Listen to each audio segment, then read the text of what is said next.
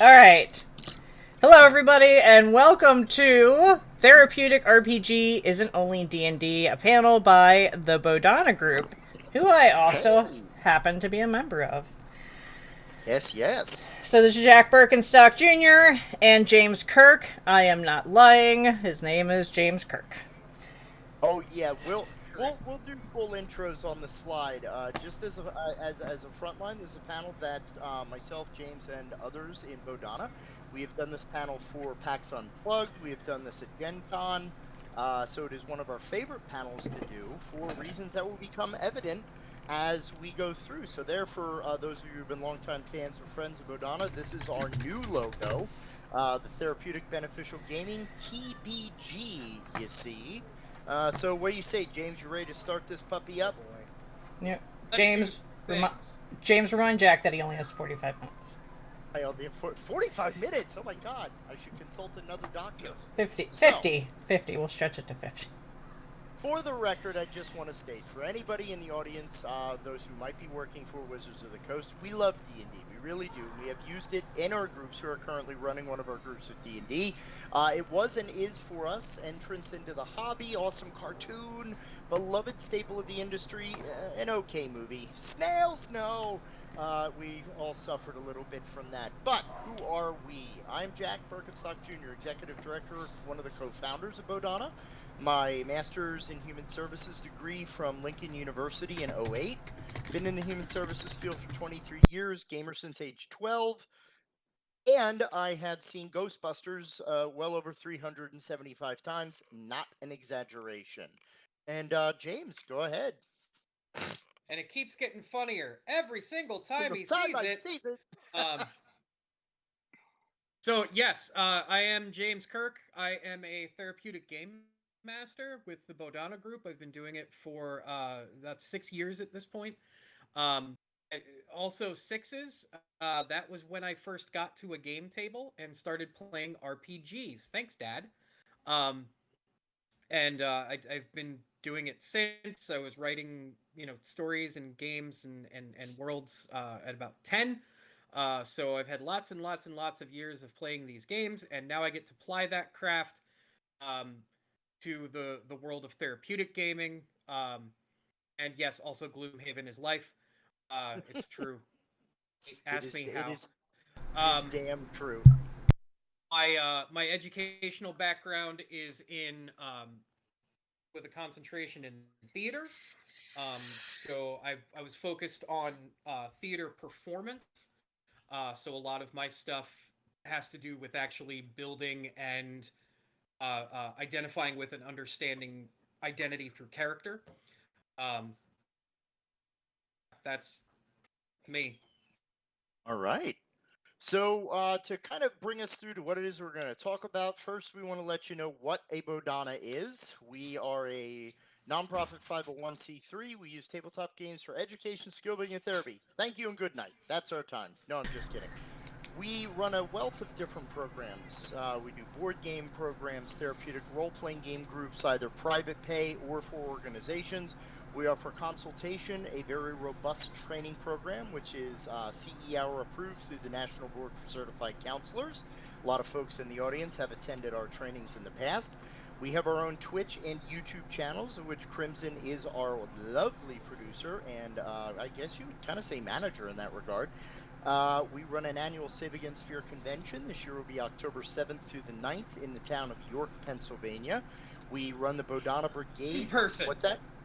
Huh? In I said person. in person. Yes, it will be an in-person convention this year. We also have our Bodhana Brigade program, which is available on our website if you're a local game store owner or if you would like your friendly local game store involved.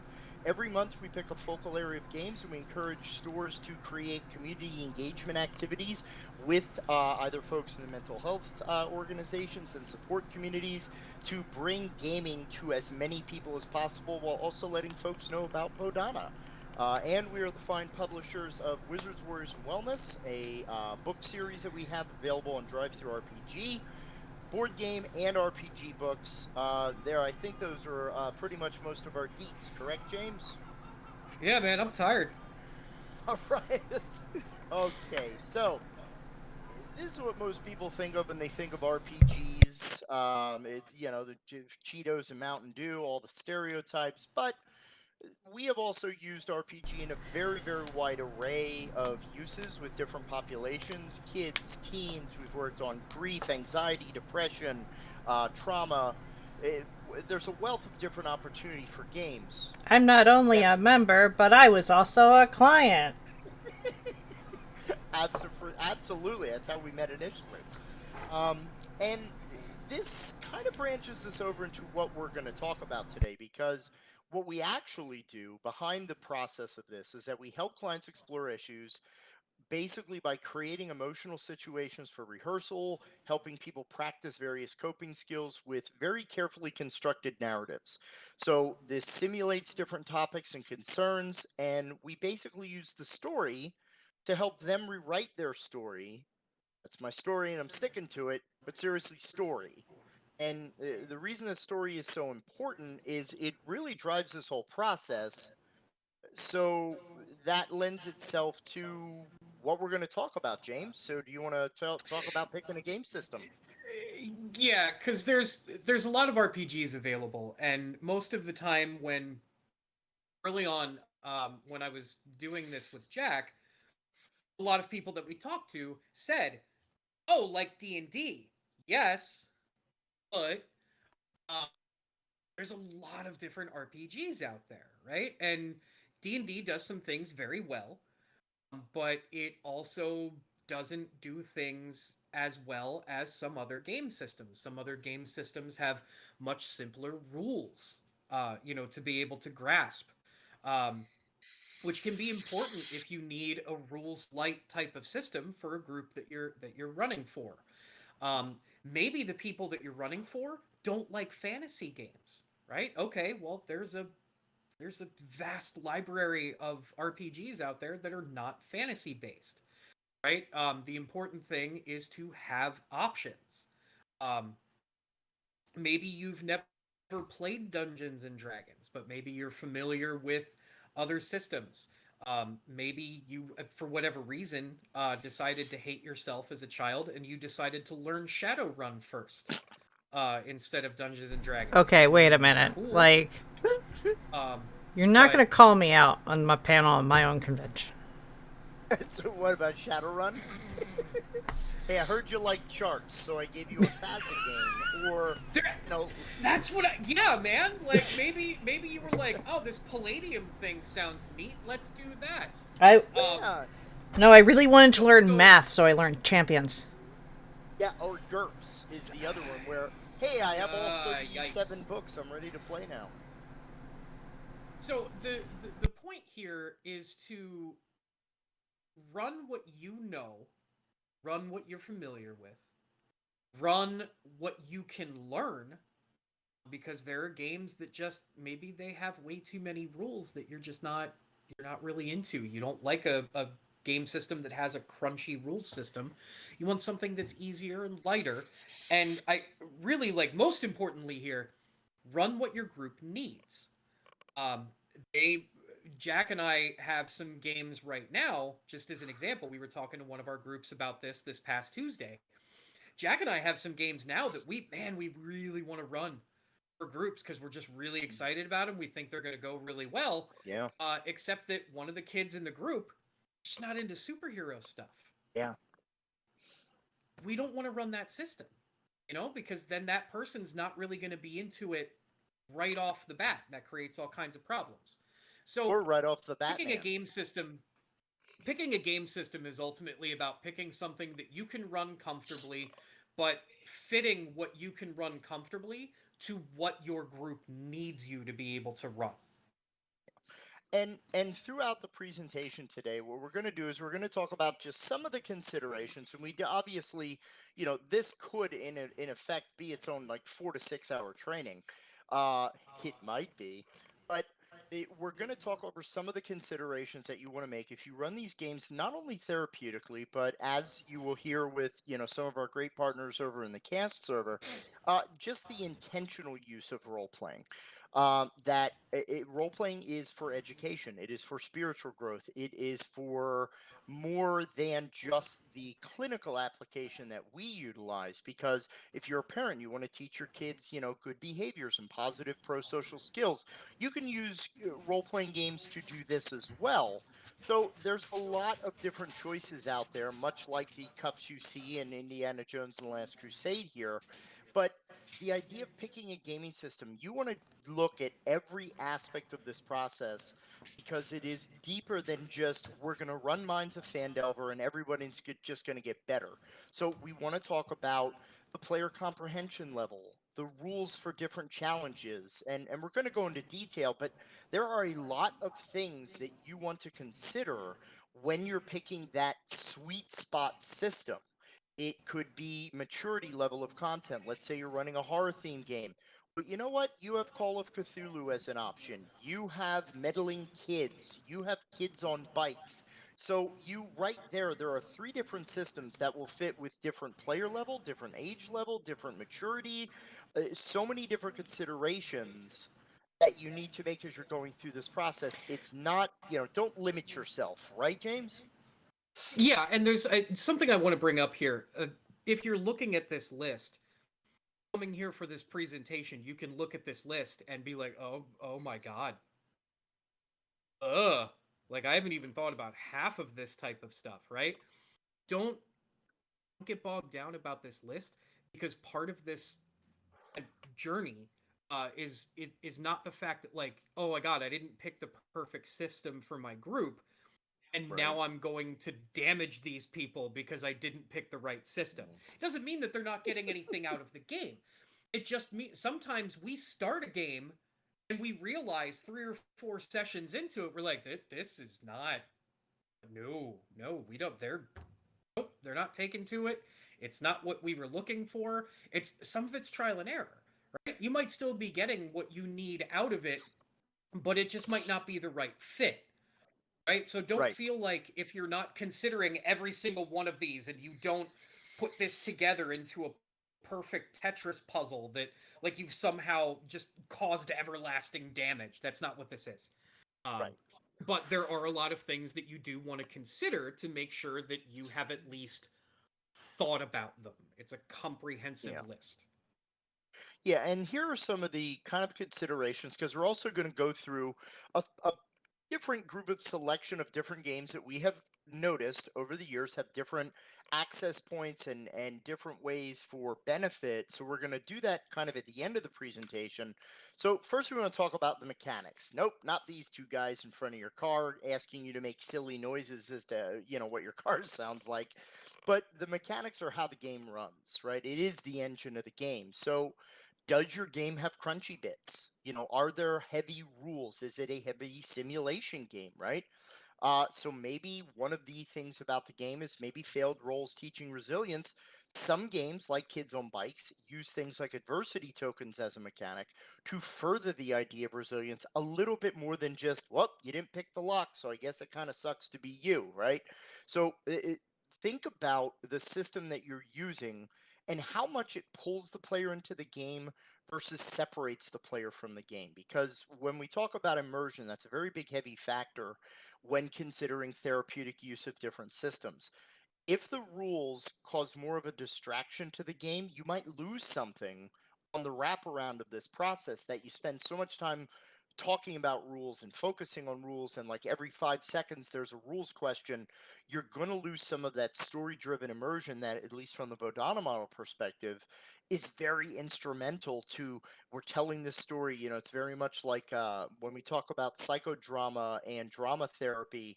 A lot of the idea of being connected to your character and the way your character is portrayed, that delving in and that being spontaneous in the moment with that portrayal is a lot of how players offer more of themselves into the story. So, heavy or light is a very big question because, like we said, right, it can bog down the system. Sometimes the rules can limit different choices of a player. We only have a certain number of ways to accomplish a thing. In D&D, we have that nice little 12 to 15, skill list. That's how your player does a thing. So, how many times do we jokingly refer to like grappling rules? No system has gotten good grapple rules, right? But think even further as we go through these mechanics about some other considerations that might simulate certain challenges more naturally. James. And one thing I do want to mention from the last slide, when you're talking about failed roles teaching resilience, this is an example of kind of like why we made this presentation or this training in the first place, is just because think about the rules of D&D. If you're trying to pick a lock and you roll and you fail, there's necessarily, unless you as the GM have built something into it, there's no failing forward. The player just goes, "Oh, I didn't make it. I'm going to roll again. I didn't make it. I'm going to roll again." And you just kind of like keep Right. rolling if you're looking at it strictly from a mechanics standpoint, right? So there's some other systems where you would roll those dice to check, but then maybe you succeeded but at a cost, right? Like your lock picks broke. And as a GM in a D&D game, you could absolutely do that. You could say like, okay, you picked the lock picks broke, so you've gotten through, but you're not going to be able to pick another lock unless you replace them. Yep. That's you adding something to the system. The system itself says this is how you resolve the thing. Right? So that's part of what we're talking about when we talk about looking at the mechanics, is strictly how the rules dictate something works. So when you're looking at the rules and you're thinking about like, the level of immersion, the impact that the rules are going to have on it, there are a lot of rules that can bog down a gameplay. One of the biggest hurdles is combat. At combat in a lot of games, you are rolling the dice for initiative. You're figuring out what the turn order is. Each person has to then select what they're doing during their turn.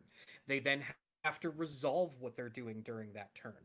Sometimes the GM gets to go, and the GM might have the opposition plus NPCs. There might be a lot of dice rolling where the players aren't involved at all. They're just kind of waiting for you to either have happy face or sad face so that they kind of get an indication as to what's going on, right? So for what you're looking to do, make sure that those rules can help you portray and continue that immersion. You might have to make some adjustments to the way that those rules work.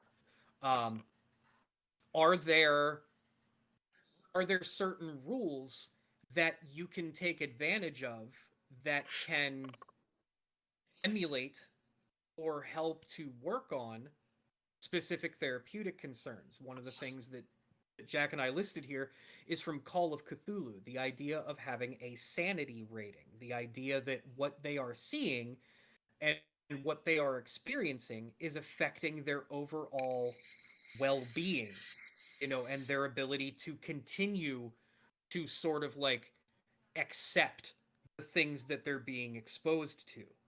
Um, having to play out a disability, perspective taking, um, learning, like I'm playing a person that has one eye. Like, well, maybe that player sits at the table with something covering this eye so that they can remind themselves, oh, anytime I want to see what's going on over here, I have to turn, just like I'm Nick Fury. So there's ways to sort of emulate some of these things and some of these goals that your people might have be built into the mechanics of some of these games. Yeah, and even a little bit further is just the way that, in Call of Cthulhu, there's like a random chart that according to the straight up of the rule. I've been playing Call of Cthulhu since second edition.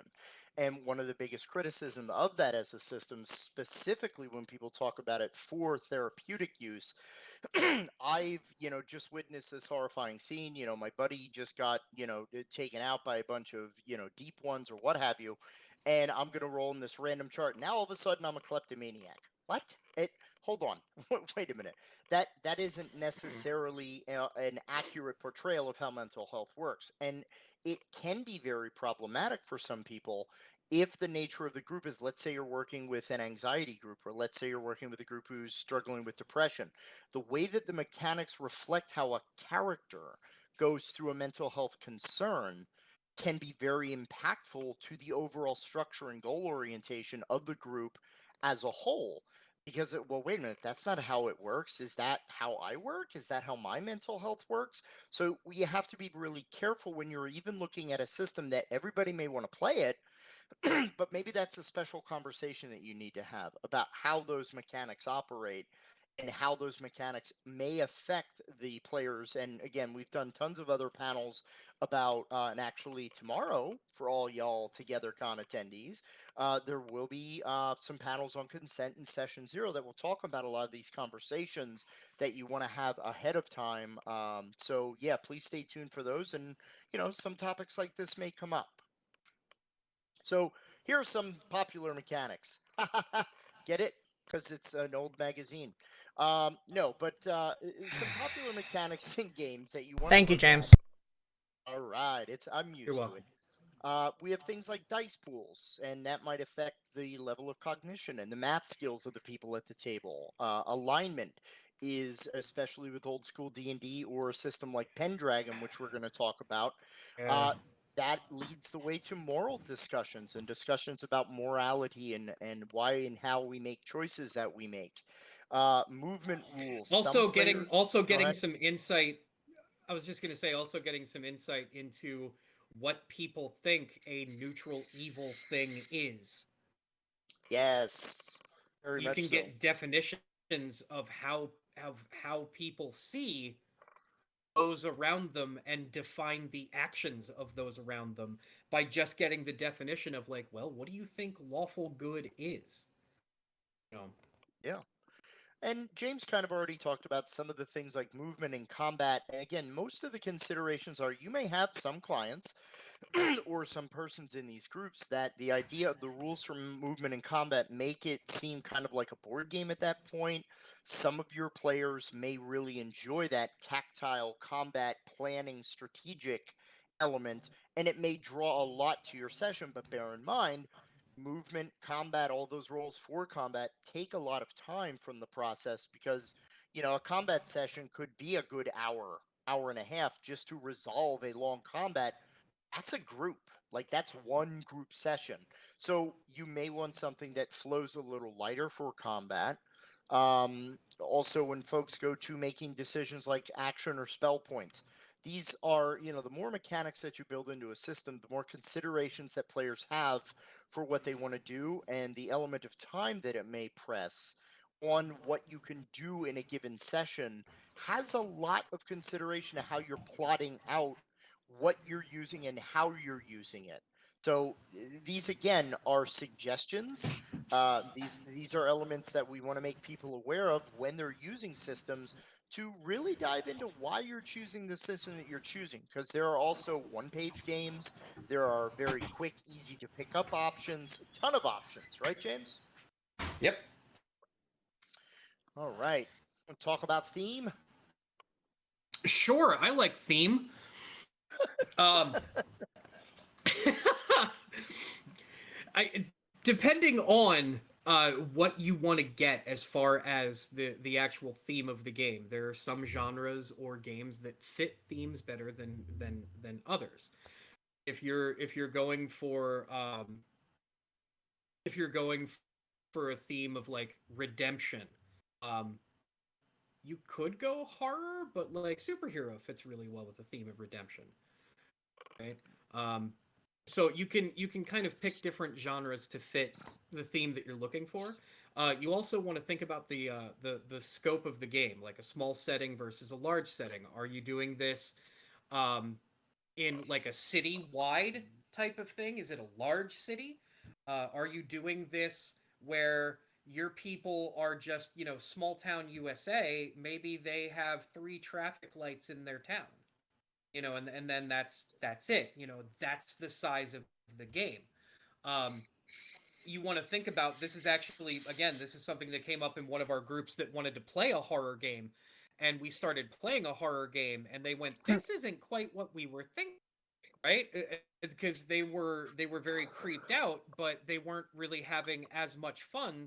So then we kind of changed it to more of a tongue-in-cheek comedic horror.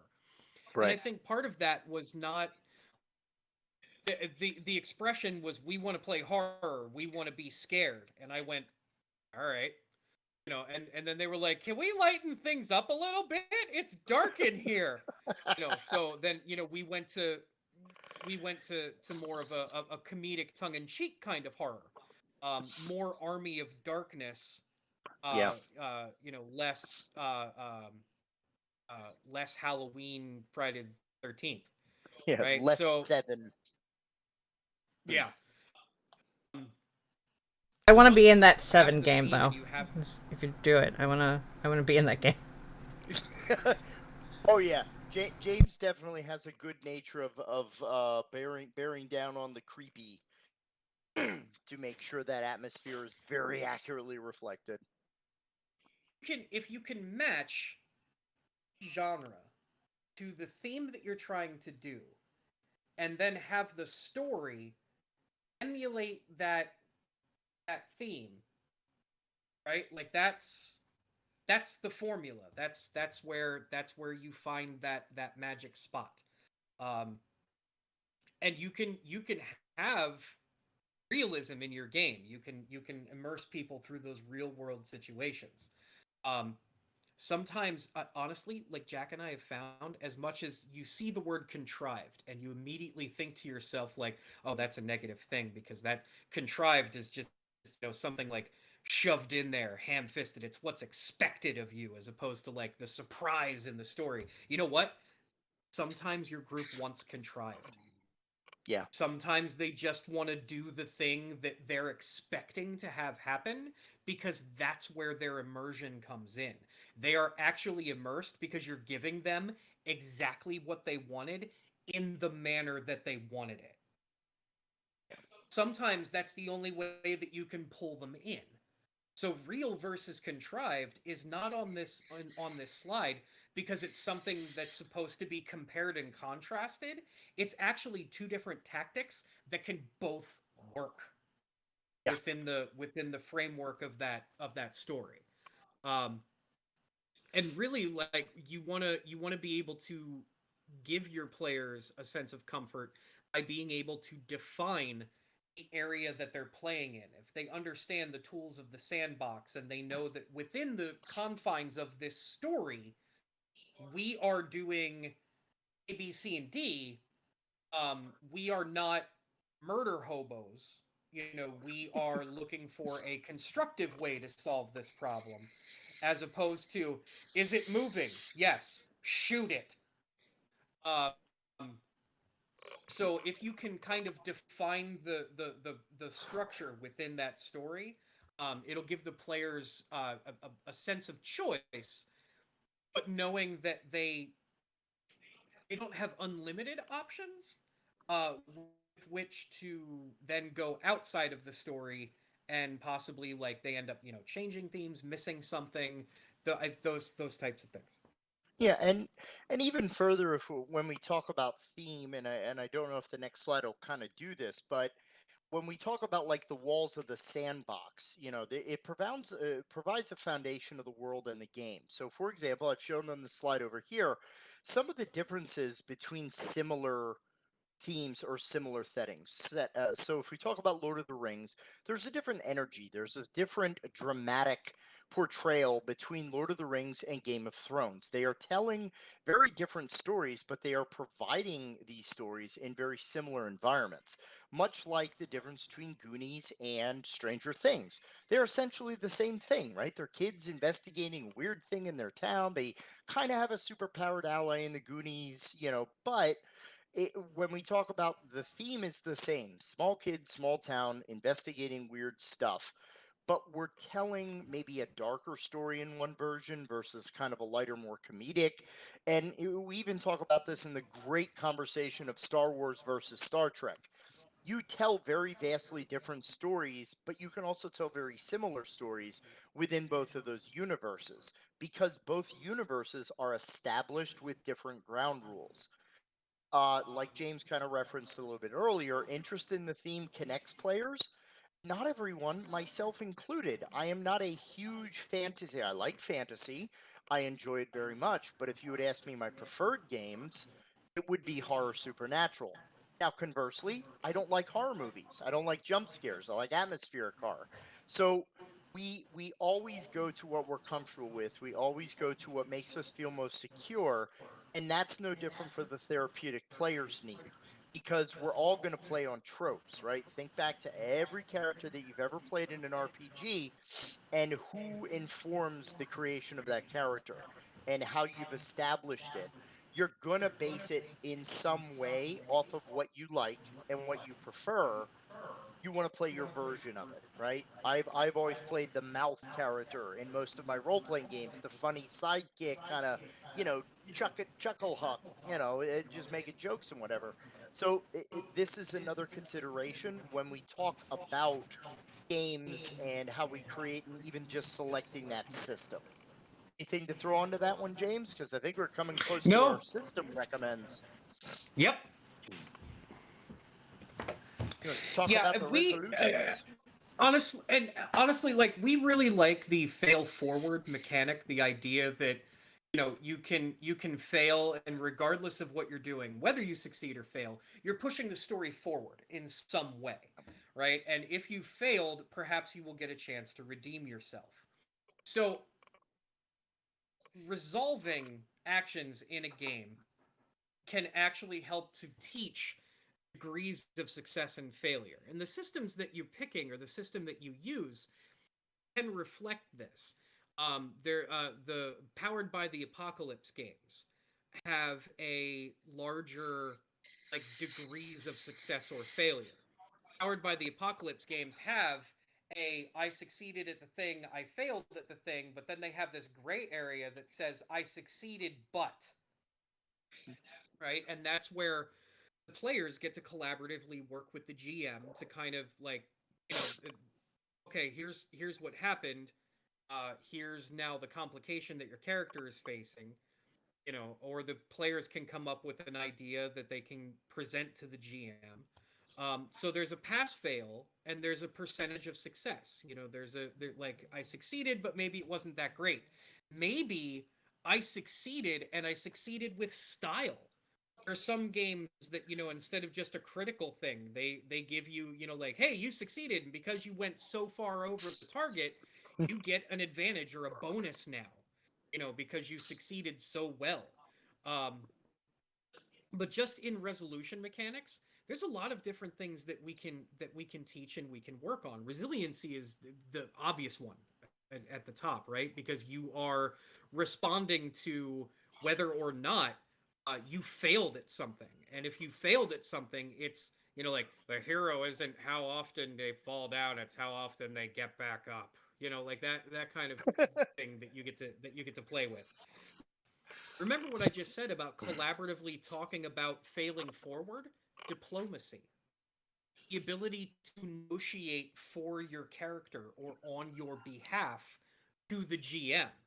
Right? The GM comes up with something and you're like, oh, that's really great. I have a counter offer. What if this happened instead?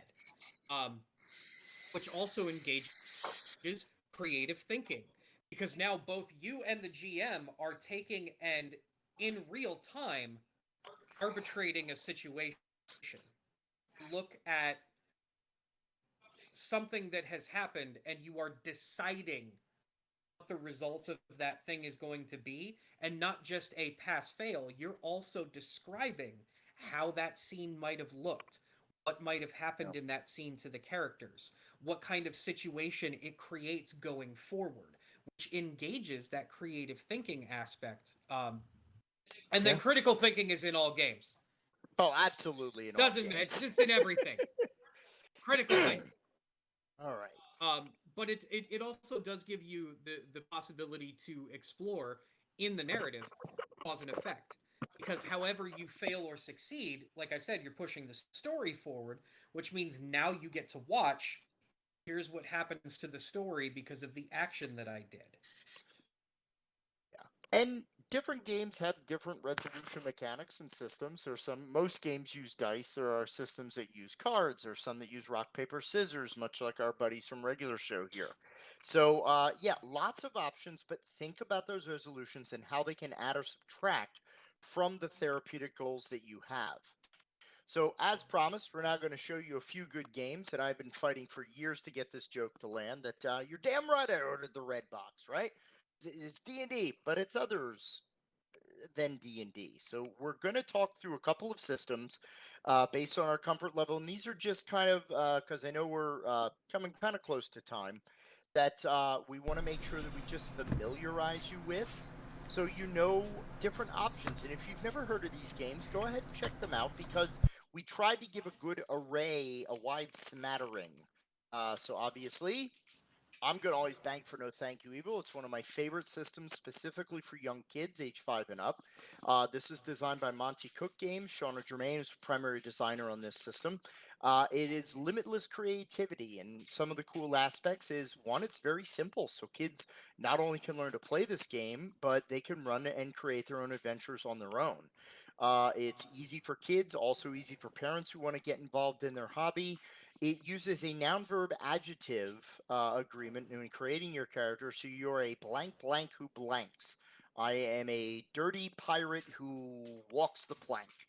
That might mean that maybe I could use like a smell cloud for my underarm to, pulverize my enemies, while the walking the plank means that I have perfect balance in situations. Very open lines of creativity within this system that really encourages the imagination of children. There are also tokens to represent special abilities. You have the Be Cool, which is helping out a friend around the table. So, again, a great system that really works well for younger children and is also very simple. There's a ton of resources with it for random adventure creation. So, yeah, if you've never played No Thank You Evil, check it out. It was actually one of the first systems that Bodhana ran therapeutically. So, James, you want to take on Pugmire? Oh man. So, you guys like playing D&D? I do too. Have you ever tried it with dogs? Um, so D&D, Pugmire is Dungeons and Dragons where you get to play anthropomorphic dogs, or cats, or other types of animals, right? Lizards, So birds, rats, mice. Yeah. it's a different take on D&D because from the dogs or from the animals perspective, it's a very, fantasy style of world.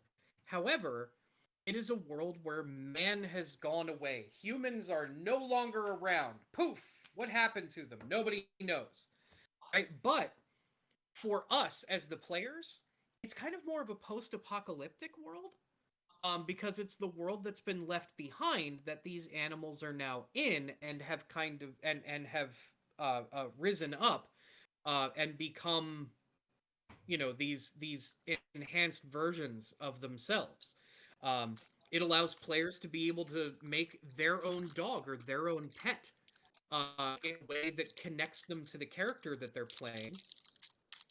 Um, there is the religion in the game, is what is called the Code of Man, but it's the animal's perspective on the feedback that they received when they were our pets, right? So it's how they've interpreted our reactions to them and what be a good dog means, right? Mm-hmm. So these characters, while it's taking a D&D style of system, it allows for some perspective taking.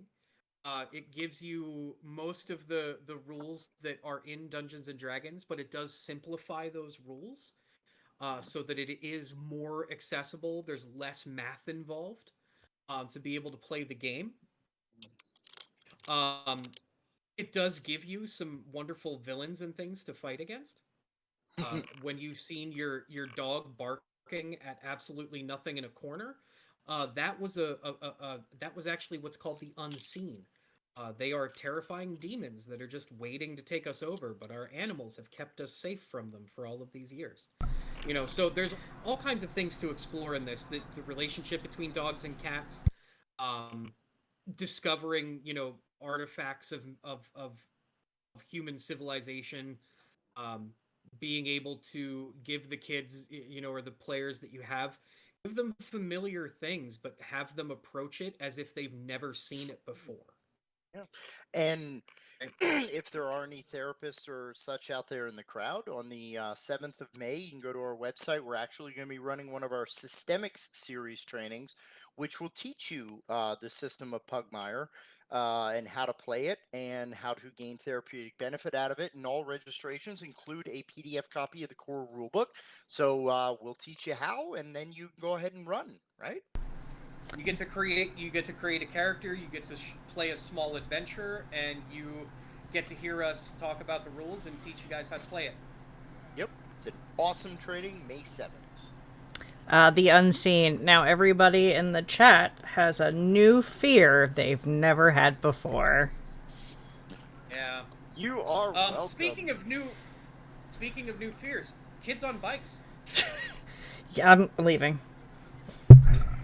If you like if you like the Goonies and Stranger Things and E.T. and all of those types of things, maybe you've wanted to be part of that group of kids. Well, this game is going to give you the opportunity to do so. Um, One of the really cool things about this game is that it allows you to create characters by using a character trope.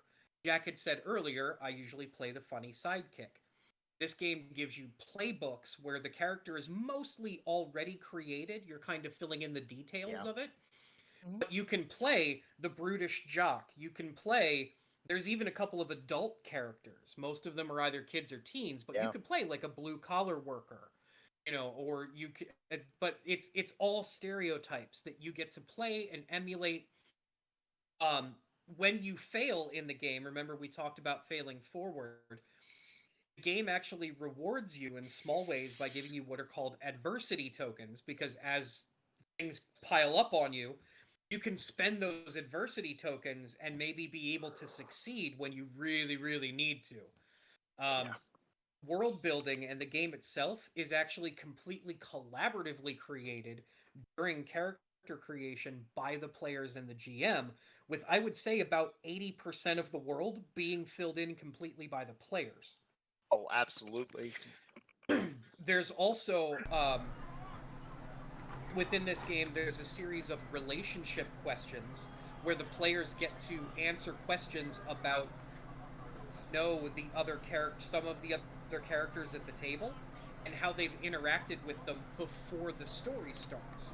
That creates threads that the players can use during the course of the game, so you don't have that cold meetup of you guys are at a tavern looking for adventure. The bartender needs you to go kill some rats, and then we just took it from there. Like you guys already have things that you've done together, and the game introduces, and this is probably one of the coolest parts therapeutically for you to be able to use in a group. You get a superpowered ally like an 11 or an ET, except that the aspects of that superpowered ally are doled out in card form to all of the players, and the players get to play those cards to reveal aspects of the character. When that character gets engaged, the character can be played by any of the players at the table. It doesn't have to be the GM that's playing the character. And when those aspects are used, those aspects are controlled by the player that played that part of the superpowered ally. So it's a lot of not only just shared agency at the table of we all have a vested interest in this character that none of us singly control or created, but it also allows them to kind of put their own definition on this is how I think the character would be feeling right now. This is how I think the Yep. character would react right now. And it allows not only perspective taking, but also shared collaborative storytelling. Hmm. Yeah, and this also, there's not only the Kids on Bikes game, there is also a sci-fi version, Teens in Space. There's also a Harry Potter style world called Kids on Brooms, Kids on and I know brooms. that Doug and company are working on Kids in Capes, which is going to be a superhero version. So lots of different ways to explore using a lot of the same mechanics, and it's an incredible series that's very easy to pick up and a ton of fun. As somebody who played Dread. in that, sorry, as someone who played Oh in yeah. that, Oh, go the ahead. the connections that we forged in our like session 0 were amazing. Amazingly well done. And so you don't have that weird like do I know you kind of Right. situation.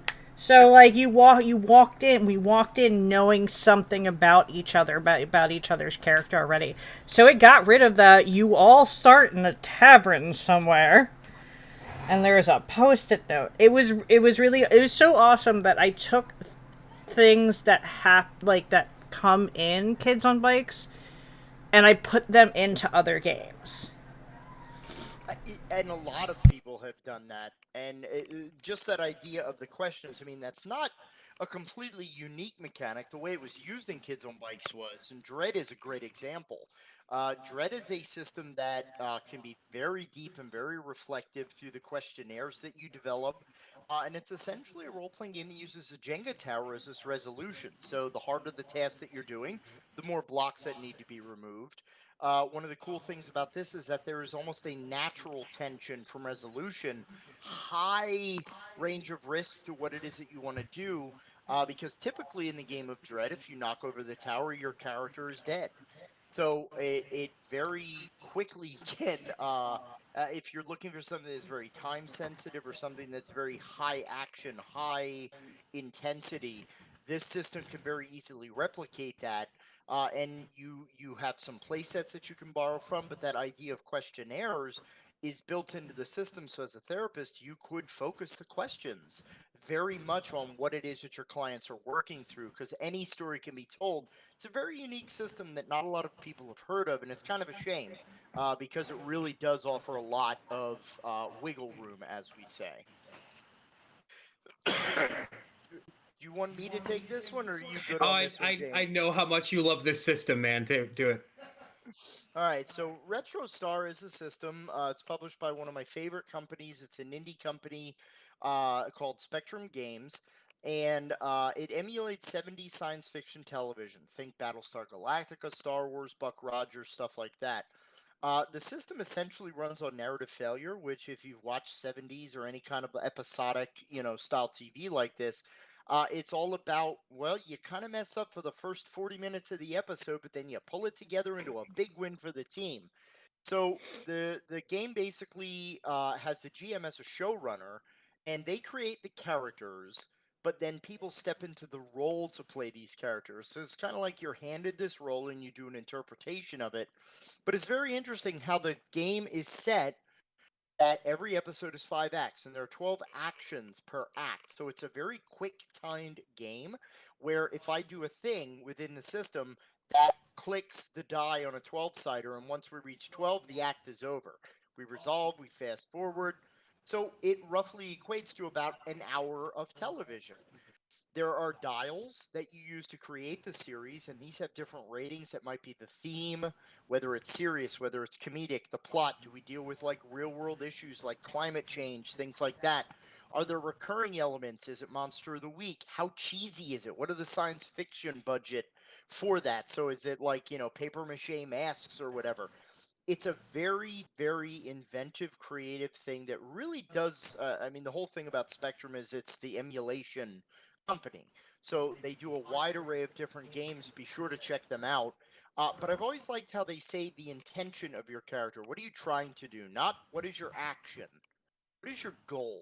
What are you trying to do? Or as they might say in acting school, right? What's your motivation for this scene? That guides the way that you explore whatever it is that you're doing. So it's a very cool system that not a lot of people have heard of, but I encourage you to go check it out. We've run it at conventions, and we did some home games that were massively fun. And again, there's one of the core designers of this is one of the members of our board of directors, and the designer Cynthia and Barack. They're both very good, excellent friends of ours. Yeah, they're great people. Now you've actually run this system. I This is one that Yes. every reason that it should be in the presentation, but I've never actually run this system before. Uh, So yeah, Pendragon is an older RPG system by legendary designer Greg Stafford, who's he was also part of Call of Cthulhu. He was also part of Ghostbusters, the RPG. Pendragon is Arthurian lit and legacy. And one of the interesting things about this system is it uses traits and passions for stats. So it describes behavior And failure is story effect, so it's literally the impact of your behavior. But the way they do your stats are, it's not just like one thing and a solid number. It's a range that equals 20. So for example, chaste, lustful. So I'm 14 chaste, 6 lustful. Now what this might mean is I have temptation. I'm not 19 or 20 chaste, right? So what does that mean? What tempts my character? And there's a series of traits in the game that allow you to decide between like bravery and cowardice and things like this. So it really adds a lot more dimension to this aspect of moral choice within the characters. Because as one point goes up, one goes down. And it's about balance of those mores and those values in everyone. So it really gives some great narrative exploration. Plus, it also focuses a lot on like what happens within your family and your legacy between adventures. So it actually follows more the journey of the character rather these little snippets of adventure. So Pendragon, if you've never seen it, never played it, it's an excellent system. But of course, you have to be an Arthurian legend, not really a magic system. So it's kind of like low fantasy in a way, but an excellent choice. I think this is mine as well. Oh yeah, yeah. Yeah, so Golden Sky Stories is a originally Japanese RPG that made its way over here through translation, and you basically create henge, which are animal spirits that interact with humans to kind of understand us a little better. And the really cool thing about this system is the currencies that pay for actions are dreams, wonders, and feelings. So what we see within this is it's not just different static, like the connections and how you relate to other people really are where you kind of get your power. So you're powered by partnership, you're powered by collaboration with other people. So you earn points for good role playing of your character that you spend to increase your connections. Those connections used for your powers, which then in turn helps you with the way that your attribute checks go. These are nonviolent stories. There is no combat resolution in the system because that's not what it's about. It's about helping each other. So the adventure might be Mama Robin's nest fell out of the tree and, the man at the house is going to be, doing the lawn. So you have to save the nest. So the idea is how to help without revealing the animals and the fact that they talk to each other. It's very kind of fantasy, but it has just such a beautiful build to it that this exploration of the relationships and how we help each other's discuss connections and the importance of connections in our lives. Also, if you have kids that are really into anime, it fits very well into that interest paradigm. So it's a great system that is out there, which has just a wonderful flavor you don't see in a lot of traditional role playing. I have to wrap you gentlemen up, unfortunately. It's 3 minutes till 3. Okay, gotcha. So yeah, some other quick meddling kids we talked about briefly. It's a Scooby Doo, Mouse Guard, tremendously fun, very tight, Burning Wheel School. I don't know if we have time for questions. Probably not. Uh, but please figure us out and follow us on social medias. Let me drop the share here, actually. Okay, hold on. How do I do the stream? There we go. Drop the stream here. All right. So Jack and James will be back tomorrow night with Ghostbusters live show for the Bodhana group, and Jack is in a couple other panels tomorrow. Feel free to you can drop messages off at the Bodhana sponsorship booth, and I will make sure, if I cannot answer it, I will make sure that one of the two of them know. Thank you so much for being amazing. Make sure you follow them on follow us on social media at the Bodhana group, and on Twitch, twitch.tv/ Bodhana. Thank you both very much. Thank you as Thanks well. for having Please us. enjoy the remainder of TogetherCon and check us out for training. Save Against Fear news is going to be dropping very soon. Thank you all. That has been our time. All right. Thank you both. Have a good rest of the convention, and we have a new panel in just a couple minutes. All right. Be well.